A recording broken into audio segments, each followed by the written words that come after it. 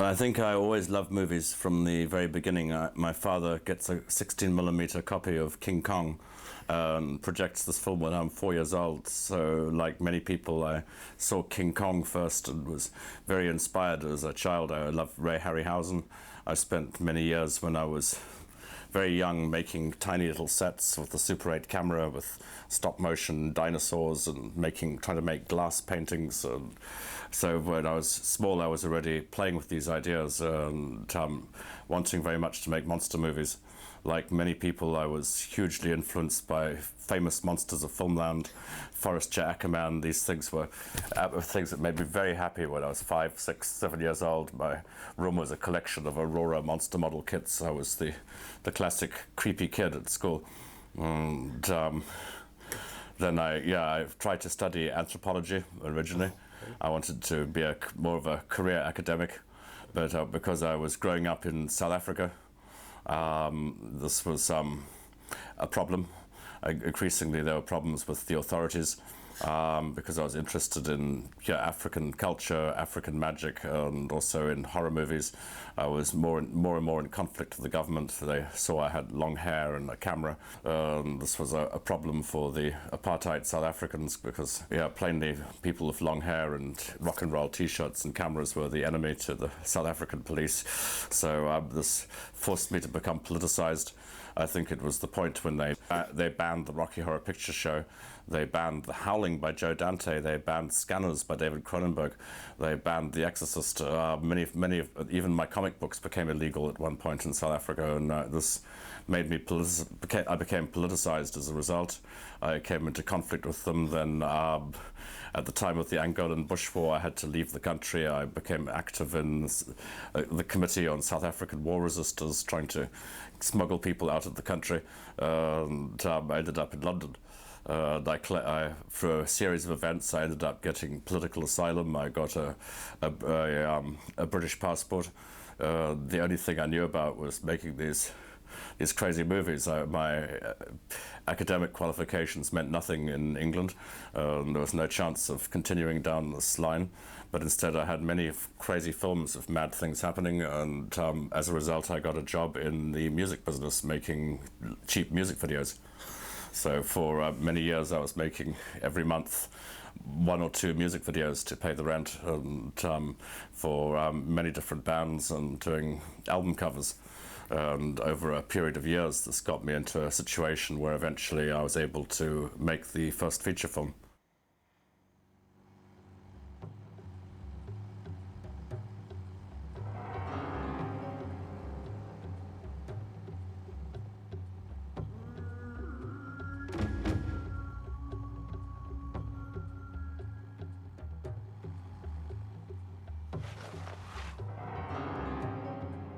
When I first came to London and I was on the run from South Africa, I had one relative only in London who was a cousin, and I went and knocked on the cousin's door, and they were too frightened to open the door. Instead, they opened a window up in the house and looked out and said, "Oh, Richard, what are you doing here?"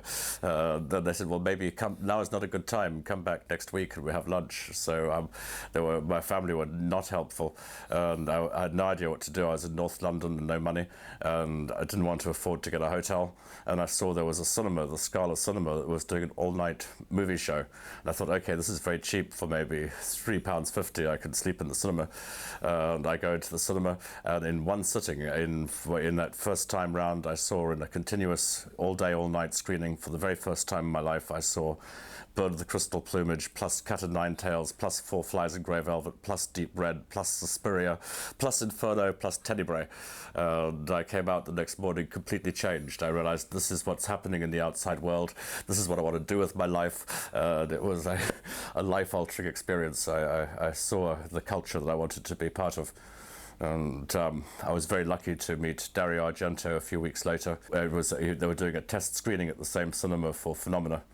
And I saw Dario outside the cinema looking nervous just before the film started. We start talking. I give him something to smoke, and he was the first person in the film industry to talk to me, to make eye contact with me. So from this time on, I've always looked at him like my father or my mentor. When I made Hardware, the first thing I did after the film was I flew to Rome with the film and projected it in the preview theatre for him and Claudio, and brought the work back to him to show him what he had done for me, because this film is completely his influence.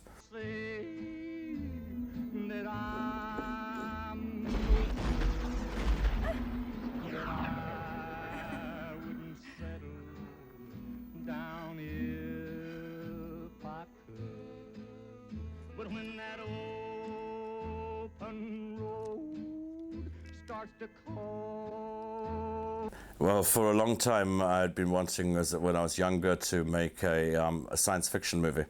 And I made a very long Super 8 movie, which was a feature-length Super 8 movie, really, which is set in the same world as Hardware, but it has a different story.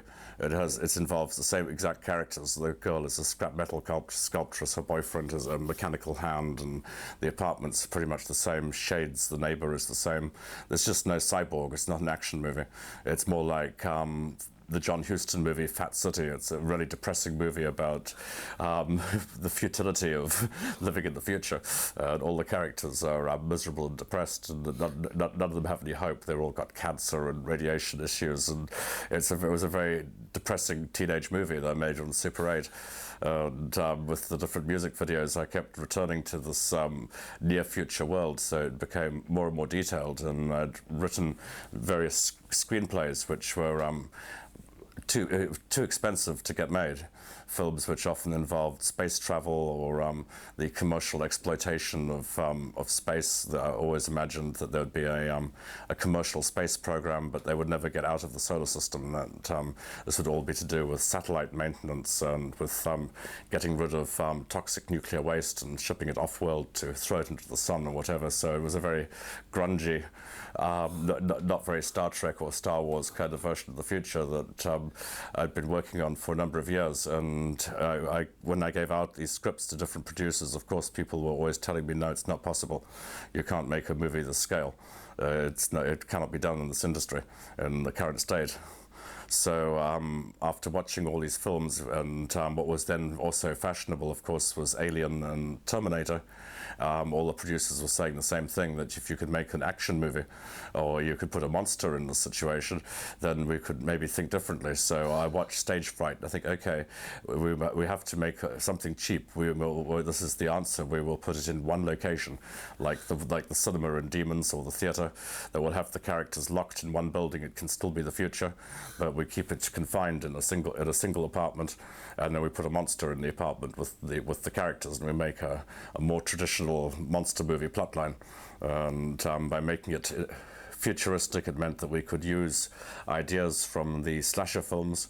There's jokes from Psycho, from many different slasher films that are reused in Hardware, but because they're put in a science fiction context, they don't feel like the cliches they already are. But I tried to really create a film that was a compendium of action sequences, of all as many of the crazy action sequences we could get into on the budget. And when I wrote this screenplay, which was a mashup of the science fiction scripts I'd written previously, it was I kind of didn't like doing it at the time either. I thought it was a very dumb thing to do, but I put on the vinyl of Phenomena, and I played that album again and again and again until finally the script was finished and my girlfriend left me. Then the script went out there and floated around, and then it took about 2 years for that screenplay to eventually find its way into the hands of an independent producer, Steve Woolley from Palace, who had a hit with distributing The Evil Dead, and they were looking for another low-budget movie they could make for under $1 million that could reproduce Evil Dead's success on video, and it was very lucky that that screenplay happened to be there. And Hardware ended up happening, but it was a mutant collision of these two different styles: the slasher movie in the enclosed building and the science fiction setting.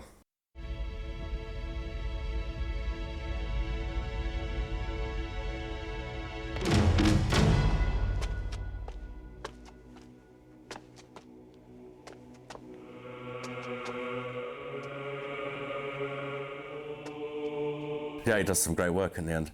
And his decision to score hardware with the slide guitar was also very influential in a crazy way, because I've seen this kind of use of creepy slide guitar in a number of science fiction movies since then, and even like, say, The Stand, the Stephen King film, whatever, this sounds exactly like Simon's score from Hardware. So yeah, it's been influential. Dust Devil was a different mix because it's a different kind of film. Yeah, the idea was it's like a drive-in movie from Africa, because it's narrated by the witch doctor, who is the drive-in projectionist.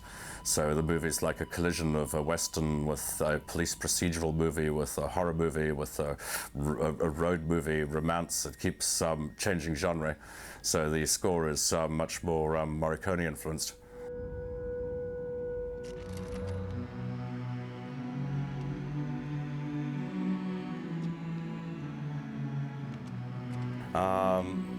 Dust Devil was actually started off as my idea for my first feature when I was a student with some friends who were trying to figure out what we could possibly shoot for no money.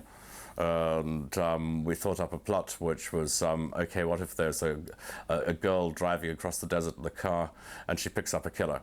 Then we could have like two characters in the car. This was the smallest, simplest, cheapest idea that we could think of.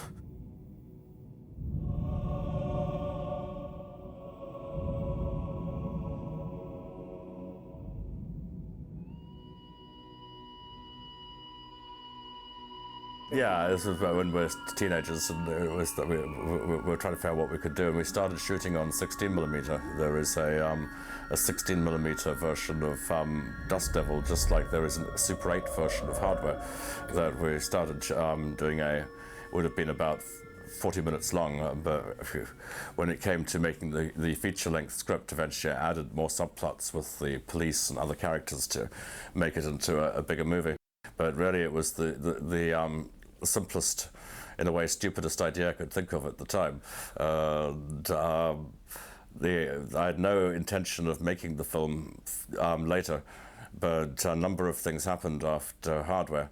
The film was extremely successful, and one of the producers in Hardware was pretty crooked, and what happened was he stole the rushes to a documentary I'd made just before Hardware. I went to Afghanistan and shot a documentary in Afghanistan.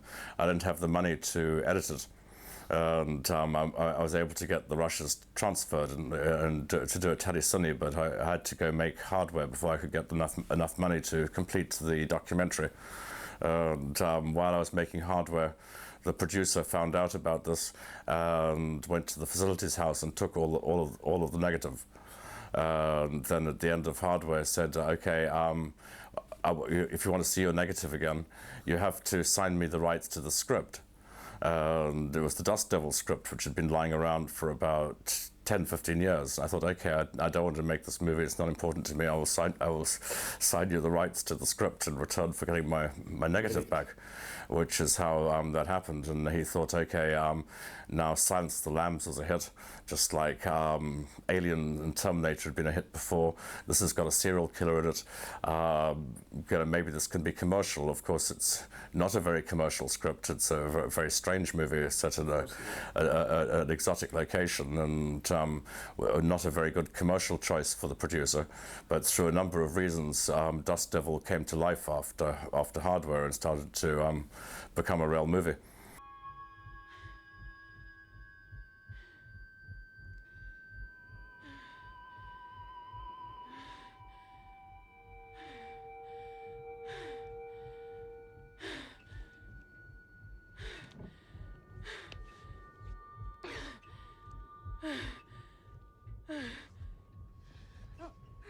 It's harder to make Dust Devil. But Hardware, slightly cheaper movie, but very contained in the one location. And my intention with Dust Devil was to make a film that was as different as possible to the first movie. I wanted to make a film which was a complete reaction to Hardware. I thought, okay, Hardware, it's very fast editing, and it's all in a single confined dark location. So this movie, I want to have very long, slow takes, and I want everything to be outside, very, very brightly lit, and also that we use different styles of music. In Hardware, it's all rock and roll, and Dust Devil, it's like, okay, no rock and roll this time. We don't use this weapon. Instead, we use Morricone type music, country and western, and a totally different set of colors.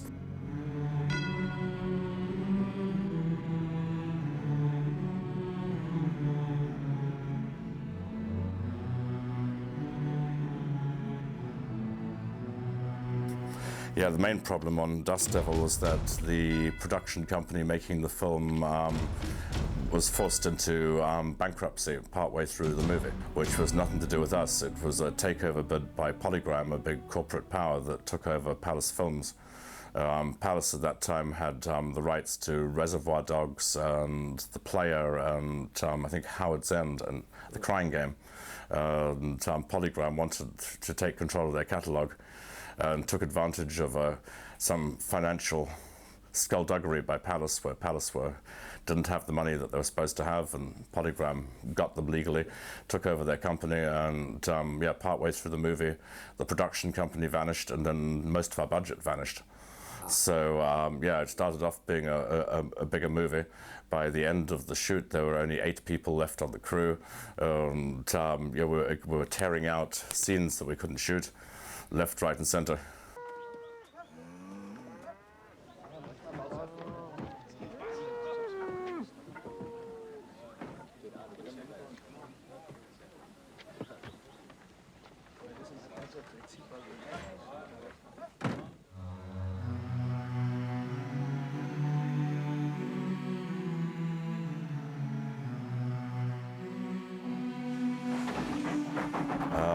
Initially, their first response was to close it down and write it off for insurance, and which they had no interest in continuing. They never watched it.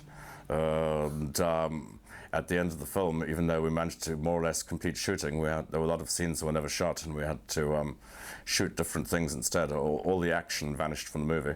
Every time there was meant to be an action scene, there was no money to do it, so it became dialogue. By the end of the movie, we had no working cars. It was a road movie, and all the cars had broken down, all the picture vehicles had broken down, and we had no process trailer, so we couldn't film dialogue inside vehicles. So throughout the movie, characters have to stand next to the car and talk. We see the cop standing next to his car. We see the other character standing next to the other parked car because the car's been pushed into the shot.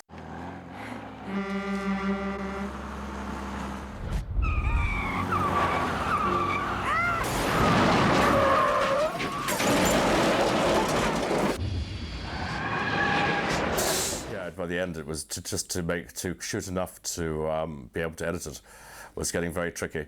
And then what happened was when we got back to London, the negative was held by the lab because the lab wasn't paid.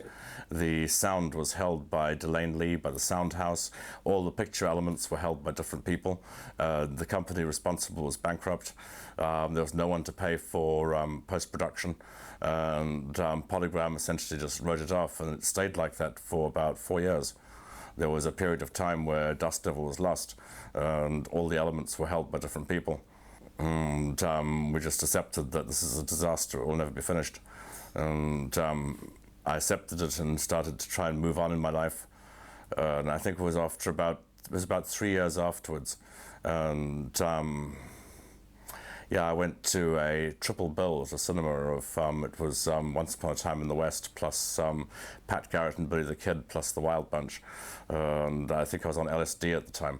And I came out of The Wild Bunch enraged and went across the street to a telephone booth and started phoning the different companies and demanding my film back. I thought, okay, even if it's impossible to fight Polygram and Miramax and people, and I'm just an individual, it wouldn't stop the characters in these westerns to stand against overwhelming odds. And it's more important to get the film, and I start this crazy legal battle with the different characters, and slowly it works.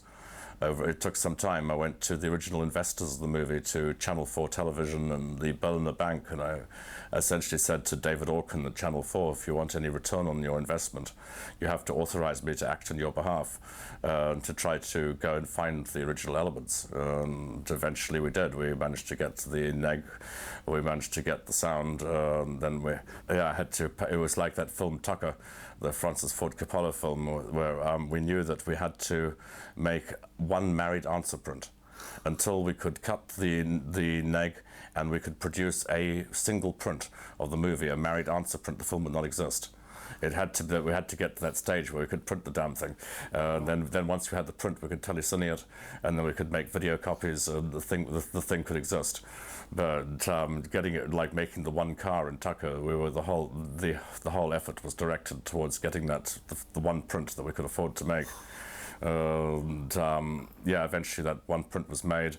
It was also with the help of Mark Kermode, the critic, who saw the material, liked it, and just wrote articles about the film to raise awareness that the film actually existed. He wrote a big piece for the...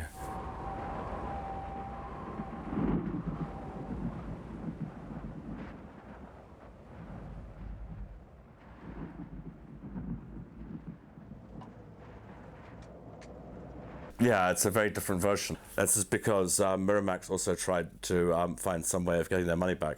What we didn't know is that Miramax in America, when the film came to an end and everything was destroyed, they made an interneg, a new negative, from the cutting copy.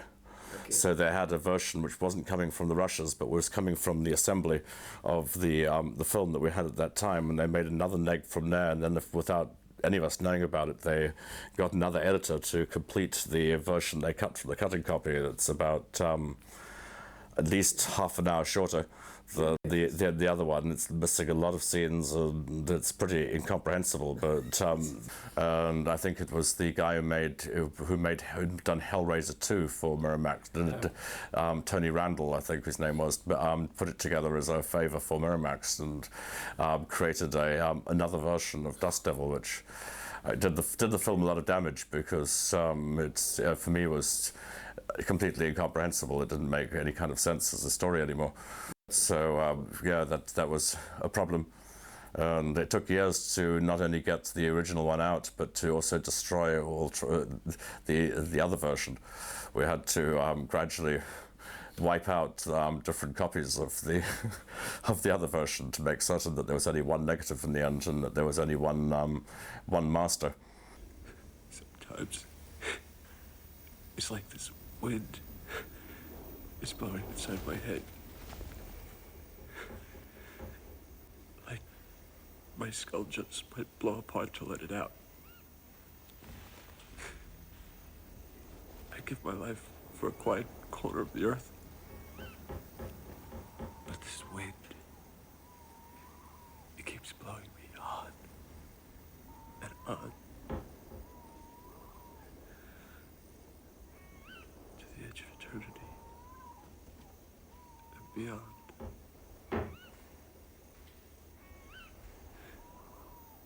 It's silent out there, Wendy. By the end of Dust Devil, I'd spent all of my money on making the married answer print. Every cent I had, and I was also hugely in debt. I was by the end of it, because there was no other. It was impossible to get anyone to invest money in the movie to finish it, because no one owned the rights. So we had to pay for all of it, the post-production. So by the time it was done, I was in debt for something stupid, for 30 grand or something. It was no credit cards, no house, and I was living in a spare room above the ticket office at the Scala Cinema, and I'd been working on the Island of Dr. Moreau screenplay for a long time, ever since I was young. I loved the book by H.G. Wells. I went to see the AIP version with Michael York and Burt Lancaster, and as a child it was one of the first times in my life that I wanted my money back. I was so disappointed by the movie that I thought, damn, I can do better than this. So this is where this idea that I can make a better version of Island of Dr. Moreau comes into my head. and that the story deserves a better movie. So for a long time, the script was evolving. My problem was that after Dust Devil, I desperately needed to sell a project. And I was lucky that I found the producer, Edward R. Pressman in America, who wanted to take it on, which saved me at the time financially. It enabled me to fix the situation on Dust Devil. But I also knew that it was a very dangerous situation to try to make a movie that big, coming after a commercial disaster like Dust Devil. That possibly you could get away with that film if you had come off the back of a big hit. Like Coppola survived Apocalypse Now, but he came off the back of The Godfather 1 and 2, which gives you a little bit more strength. Plus he had money in the actual budget, invested in the actual budget of the movie. To come in from nowhere and to have no control over the script or the movie, to have to sign away the rights completely, was a recipe for disaster. But I had no real choice. It was either that or I had other problems. So the Moreau script was the only thing I could sell at the time, which would solve all of it. But once that was sold and got set up, Pressman had a very good idea to give it to Marlon Brando. Knew that Brando would agree to make any movie provided you put $1 million in escrow in the bank. He didn't need to read the script, but that would then enable us to use Brando's name to attract other people to the project, and were then able at that time to get Bruce Willis initially on board and James Woods. At which point, when Bruce Willis came on board, suddenly New Line wanted to get involved. It started to become a huge movie. The budget started to go up and up and up. The further up the budget went, the less chance I had of directing it or staying on board the movie. It became a bigger and bigger monster. I talked to one guy who had been on both movies, who had been on the Don Taylor version and the John Frankenheimer version, who had actually been on the crew on both Moreaus, and he said the only difference between the two movies was that on the Don Taylor version everyone was drunk, whereas on the Frankenheimer version everyone was on drugs, but otherwise the experience is very much the same. Yeah, Theatre Bizarre was again a big surprise to me, because it came at a time when I was almost ready to walk away from cinema for a while. I was living in the mountains and had gotten far away from it all, and we realized that the place we were living in was very haunted.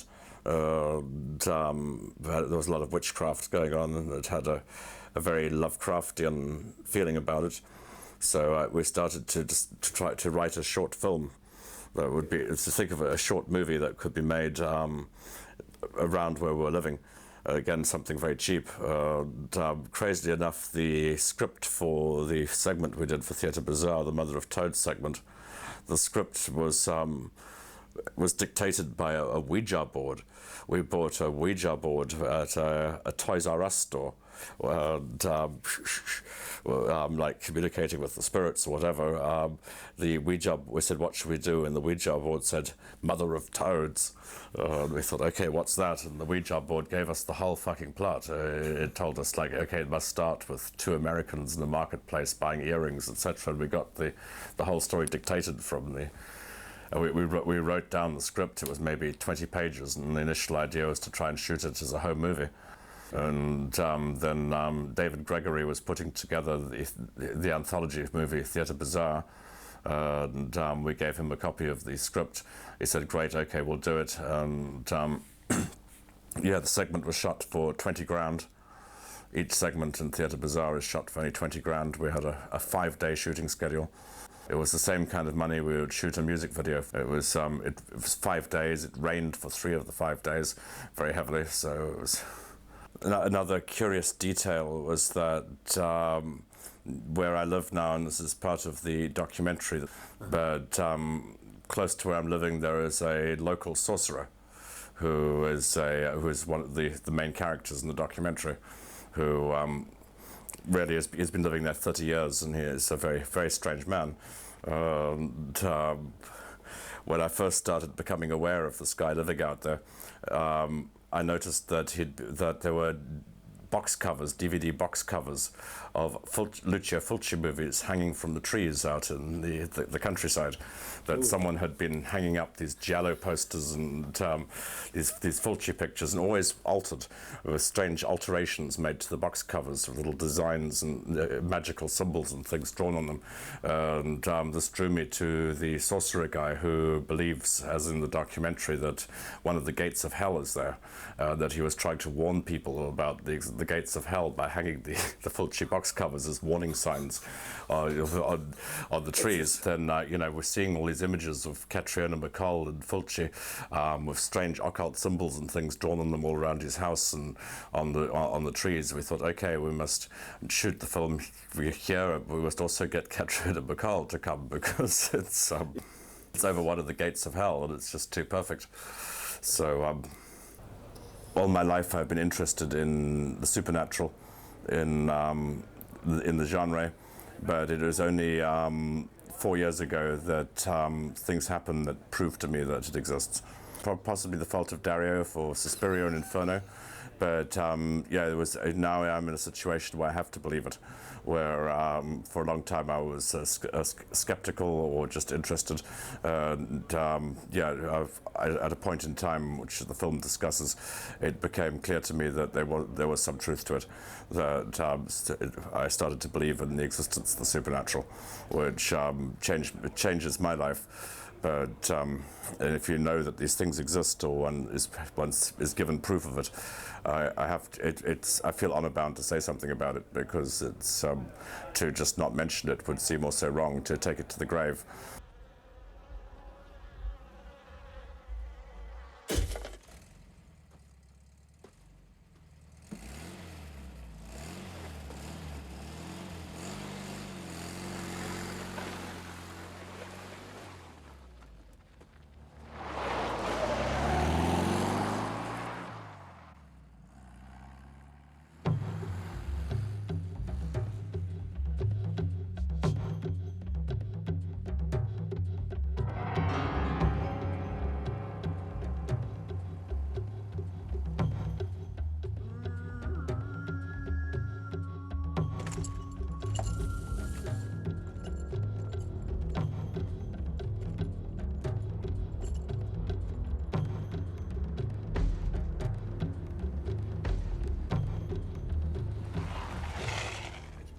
Hardware is the last time I've tried to make a horror movie.